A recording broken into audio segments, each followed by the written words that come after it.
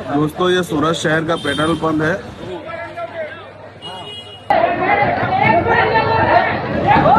Petrol 5 रुपए महंगा और डीजल 3 रुपए महंगा, ये आदेश जारी किया है नायरा एनर्जी कंपनी ने, जो कि एक पेट्रोलियम कंपनी है। लगभग 7,000 पेट्रोल पंप पूरे भारत में इनके बने हुए हैं।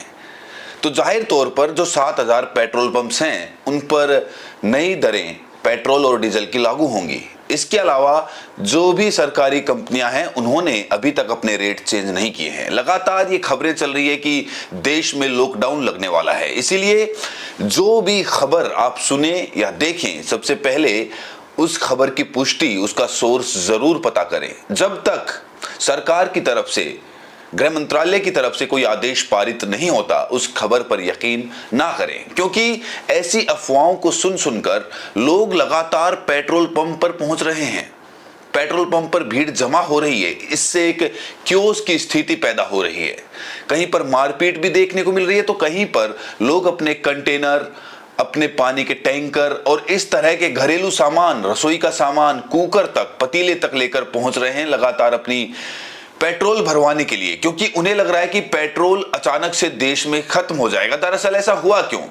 क्योंकि प्रधानमंत्री नरेंद्र मोदी ने संसद में जिस तरीके का भाषण दिया उसी की उपज आज ये देश झेल रहा है। उन्होंने कहा कि हमें लॉकडाउन वाली एकजुटता फिर से दिखानी पड़ेगी, तो लोगों ने कहीं ना कहीं अपने तरीके से इसका मतलब निकालना शुरू कर दिया।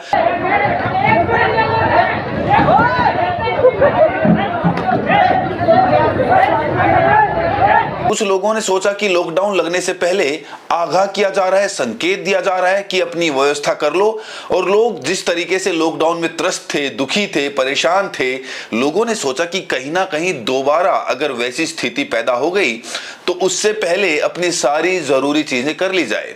इसीलिए गैस सिलेंडर के लिए लंबी लंबी लाइन लगने लगी, और अब पेट्रोल पंप पर जिस तरीके की मारामारी या फिर भीड़ देखी जा रही है उसे देखकर ये हर एक नागरिक का कर्तव्य बनता है कि वो इस वीडियो को पूरा देखें, अंत तक देखें और आखिर में कोई निर्णय पर पहुंचे। ये सच्चाई है कि लगभग 20 देशों में लॉकडाउन जैसी स्थितियां पैदा हो चुकी हैं। नई दरें वहां पर लागू हो चुकी हैं, चाहे वो श्रीलंका हो, पाकिस्तान हो, बांग्लादेश हो, फिलीपींस हो, ऐसे तमाम देश है जहां पर नए तरीके के रूल्स बना दिए गए हैं। बांग्लादेश में आप देखेंगे कि वर्क फ्रॉम होम जारी कर दिया गया है, घर से ही काम करने की अनुमति दे दी गई है। इसके अलावा हफ्ते में एक दिन छुट्टी रखी गई है, क्योंकि ज्यादा आवाजाही ना हो, लोग ज्यादा ईंधन का बचाव कर पाएं। और इसके अलावा श्रीलंका में जो व्हीकल होता है, पर्सनल व्हीकल, उसके हिसाब से पेट्रोल दिया जा रहा है। अगर आपके पास बाइक है तो आपको 200 रुपए का पेट्रोल एक दिन में मिल सकता है। इसके अलावा अगर आपके पास कार है तो आपको 1,000 रुपए का पेट्रोल मिल सकता है, और यही बात डीजल के लिए लागू होती है।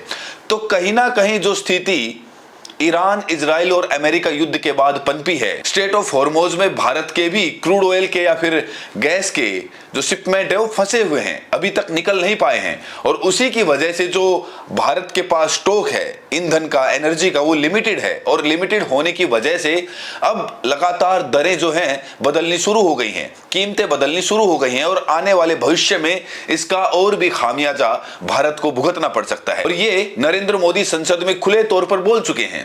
उन्होंने कह दिया है कि हमें तो एकजुटता दिखानी पड़ेगी, क्योंकि पूरी दुनिया में इस युद्ध के कारण जो बदलाव हो रहे हैं उससे भविष्य में लंबे समय तक इसका असर रहने वाला है। इस युद्ध को लेकर पल पल में हालात बदल रहे हैं, इसलिए मैं देशवासियों से भी कहूंगा कि हमें हर चुनौती के लिए तैयार रहना ही होगा। सरकार सतर्क है, तत्पर है और पूरी गंभीरता से रणनीति बना रही है। अब हमें फिर से उसी तरह तैयार रहने की आवश्यकता है। इस तरीके का बयान उन्होंने दिया, और अभी 24 घंटे भी नहीं बीते थे कि पूरे देश में अफरा तफरी का माहौल पनपने लगा।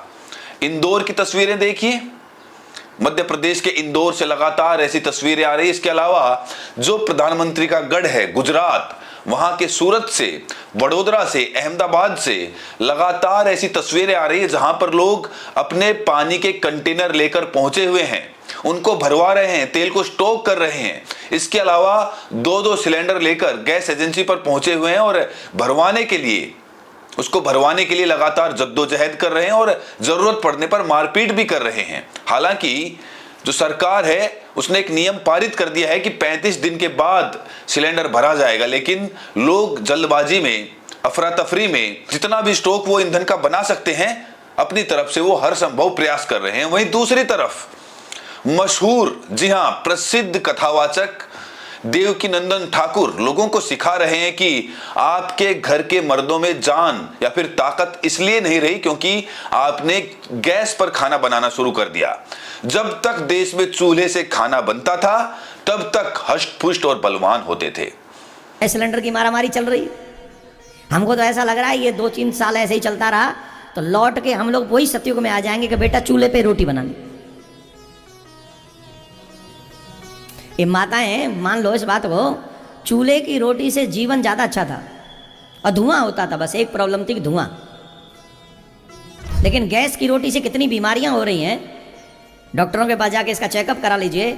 आज आपके घर के पुरुषों में दम नहीं रहा। तो ये लोग, ये कथावाचक जो अंधविश्वास और पाखंड में देश को फंसा कर रखना चाहते हैं, आखिरकार सरकार इनके ऊपर ठोस कदम कब उठाएगी? क्योंकि आप जानते हैं कि आज पूरी दुनिया विज्ञान के सहारे आगे बढ़ रही है और इन्हें इस आपदा के अवसर में, जी हां, गैस की किल्लत में भी राम राज्य लौटने जैसी परिस्थितियां लग रही हैं। ये कह रहे हैं कि अच्छा ही हुआ है, इनके हिसाब से तो अच्छा हुआ कि दुनिया फिर से पीछे चली जाए, बैल से खेतीबाड़ी करे, हाथों से कटाई करे फसल की, और मशीनें नहीं हो जहां पर सारा काम इंसान करे गुलाम की तरह, और ये बैठकर सिर्फ अपना प्रवचन सुनाए और इन तक खाना पहुंचता रहे।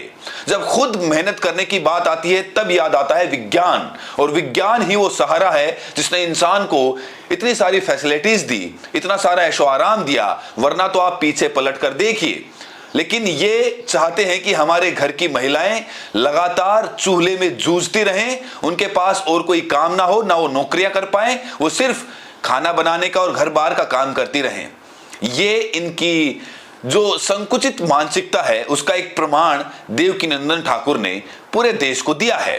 अब ये आपके ऊपर निर्भर करता है कि आप इस पूरे मुद्दे को किस तरीके से देखते हैं। लेकिन जिस तरीके से देश में कोई भी आपदा आने पर ये जो फेक सेल है जो एक्टिव हो जाता है, चाहे फिर वो गोदी मीडिया हो चाहे बाबा सेल हो, जिस तरीके से ये एक्टिव होते हैं और सरकार का पक्ष लेते हुए हर दायरे को पार करते चले जाते हैं, चाहे वहां पर लॉजिक हो या ना हो, इनका सिर्फ एक काम होता है कि किसी भी तरीके से सरकार को डिफेंड किया जाए, चाहे सरकार उसमें कूटनीति में गलत साबित हुई हो, चाहे उसके कदम देश के लिए नुकसानदायक साबित हो।